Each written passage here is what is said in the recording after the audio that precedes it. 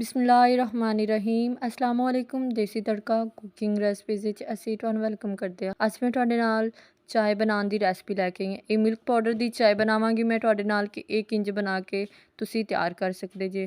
Video ਨੂੰ ਪੂਰਾ and ਤੱਕ ਦੇਖਣਾ, ਵੀਡੀਓ ਨੂੰ ਲਾਈਕ ਕਰਨਾ ਤੇ ਮੇਰੇ ਚੈਨਲ ਦੇਸੀ ਤੜਕਾ ਨੂੰ ਸਬਸਕ੍ਰਾਈਬ ਕਰਨਾ। ਇਹਦੇ ਨਾਲ ਹੀ ਰੈਸਪੀ ਨੂੰ ਬਣਾਉਣਾ ਸਟਾਰਟ ਕਰਦੇ ਹਾਂ। ਸਭ ਤੋਂ ਪਹਿਲੇ ਇੱਥੇ ਮੈਂ ਡਾਲਾਂਗੀ ਇਹਦੇ 'ਚ 1 ਕਿਲੋ ਪਾਣੀ ਦਾ, ਕਿਉਂਕਿ ਇੱਥੇ ਮੈਂ 3 ਤੋਂ 4 ਕੱਪ ਬਣਾ ਰਹੀ ਹਾਂ ਚਾय ਦੇ। ਇਸ ਤੋਂ ਬਾਅਦ ਤੁਹਾਨੂੰ ਦਿਖਾਉਂਦੀ ਜਾਵਾਂ ਕਿ ਇੱਥੇ ਮੈਂ ਲਿਪਟਨ ਪੱਤੀ ਦਾ ਇਸਤੇਮਾਲ ਕਰ ਰਹੀ ਹਾਂ ਤੇ ਨਾਲ ਐਵਰੀਡੇ ਦੁੱਧ ਮਿਲਕ ਪਾਊਡਰ ਦਾ ਇਸਤੇਮਾਲ ਕਰ ਰਹੀ ਹਾਂ। ਇਸ ਤੋਂ ਬਾਅਦ ਪਾਣੀ ਉਬਾਈਲ ਹੋ ਚੁੱਕਿਆ ਹੈ। ਇਹਦੇ ਵਿੱਚ ਹੁਣ ਮੈਂ ਡਾਲ ਦੇਵਾਂਗੀ 1 ਚਮਚ ਭਰ ਕੇ ਪੱਤੀ ਦਾ। ਇਹਨੂੰ ਮੈਂ ਉਬਾਈਲ ਕਰ ਲਵਾਂਗੀ ਅੱਛੇ ਤਰੀਕੇ ਦੇ ਨਾਲ। ਤੇ ਇਸ ਤੋਂ ਬਾਅਦ ਇਹਦੇ ਵਿੱਚ ਮੈਂ 2 ਤੋਂ 3 ਇਲਾਚੀਆਂ ਐਡ ਕਰ ਦੇਵਾਂਗੀ ਤਾਂ ਕਿ ਇਹਦਾ ਵੀ ਜ਼ਾਇਕਾ ਅੱਛਾ ਜਿਹਾ ਇਹਦੇ ਅੰਦਰ ਆ ਜਾਵੇ। ਇਲਾਚੀ ਡਾਲ ਕੇ ਹੁਣ ਮੈਨੂੰ ਉਬਾਈਲ ਕਰ ਲਿਆ ਸੀ। ਇਸ ਤੋਂ ਬਾਅਦ ਇਹਨੂੰ ਮੈਂ ਚੁੱਲ੍ਹੇ ਨੂੰ ਬੰਦ ਕਰਕੇ ਇਹਨੂੰ ਮੈਂ ਛਾਣ ਲਵਾਂਗੀ ਅਲੱਗ ਬਰਤਨ ਦੇ ਅੰਦਰ ਤਾਂ ਕਿ ਪੱਤੀ ਇਹਦੇ 'ਚੋਂ ਅਲੱਗ ਹੋ ਜਾਵੇ। ਇਸ ਤੋਂ ਬਾਅਦ ਹੁਣ ਮੈਂ ਇੱਥੇ ਅਚਾਨਕ ਲਈਏ ਜਿਹਦੇ ਅੰਦਰ ਸਭ ਤੋਂ ਪਹਿਲੇ ਮੈਂ ਇਹ ਪੱਤੀ ਵਾਲਾ ਕਹਿਵਾ ਡਾਲਾਂਗੀ।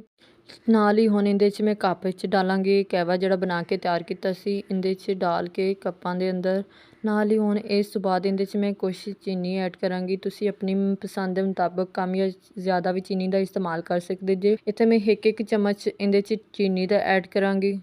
ਇਹਨੂੰ ਮੈਂ ਅੱਛੀ ਤਰ੍ਹਾਂ ਇਹਦੇ 'ਚ ਮਿਕਸ ਕਰ ਲਿਆ। ਇਹਨੂੰ ਮਿਕਸ ਕਰਨ ਤੋਂ ਬਾਅਦ ਨਾਲ ਹੀ ਹੁਣ ਇਹਦੇ 'ਚ ਮੈਂ ਡਾਲ ਦੇਵਾਂਗੀ ਮਿਲਕ ਪਾਊਡਰ ਦਾ 1 ਚਮਚ। ਇਹ ਮਿਲਕ ਪਾਊਡਰ ਤੁਸੀਂ ਚਾਹੋ ਤਾਂ ਇਹਦੇ ਵਿੱਚ ਜ਼ਿਆਦਾ ਵੀ ਇਸਤੇਮਾਲ ਕਰ ਸਕਦੇ ਜੇ। ਇਹਦੇ ਨਾਲ ਹੀ ਹੁਣ ਇਹ ਚਾਹ ਬਣ ਕੇ ਹੋ ਚੁੱਕੀ ਹੈ ਬਿਲਕੁਲ ਤਿਆਰ। ਤੁਸੀਂ ਵੀ ਇਸ ਰੈਸਪੀ ਨੂੰ ਸਰਦੀਆਂ ਵਿੱਚ ਜ਼ਰੂਰ ਟਰਾਈ ਕਰਨਾ ਤੇ ਮੈਨੂੰ ਵੀ ਕਮੈਂਟ ਸੈਕਸ਼ਨ ਨੇ ਜ਼ਰੂਰ ਦੱਸਣਾ ਕਿ ਇਹ ਚਾय ਦੀ ਰੈਸਪੀ ਕਿੰਜ ਦੀ ਬਣ ਕੇ ਤਿਆਰ ਹੋ ਚੁੱਕੀ ਆ। ਬਹੁਤ ਮਜ਼ੇਦਾਰ ਜੀ, ਬਹੁਤ ਹੀ ਕੜਕ ਚਾय ਬਣ ਕੇ ਤਿਆਰ ਹੁੰਦੀ ਆ। ਤੁਸੀਂ ਵੀ ਲਾਜ਼ਮੀ ਬਣਾਉਣਾ। ਵੀਡੀਓ ਨੂੰ ਪੂਰਾ ਐਂਡ ਤੱਕ ਦੇਖਿਆ ਕਰੋ, ਵੀਡੀਓ ਨੂੰ ਲਾਈਕ ਕੀਤਾ ਕਰੋ ਤੇ ਮੇਰੇ ਚੈਨਲ ਦੇਸੀ ਤੜਕਾ ਕੁਕਿੰਗ ਰੈਸਪੀਜ਼ ਨੂੰ ਸਬਸਕ੍ਰਾਈਬ ਕੀਤਾ ਕਰੋ। ਇਹਦੇ ਨਾਲ ਮੈਨੂੰ ਦਿਓ ਇਜਾਜ਼ਤ। ਆਪਣੇ ਸਾਰਿਆਂ ਦਾ ਖਿਆਲ ਰੱਖਿਓ, ਮੈਨੂੰ ਦੁਆਵਾਂ 'ਚ ਯਾਦ ਰੱਖਿਓ। ਖੁਦਾ ਹਾਫਿਜ਼।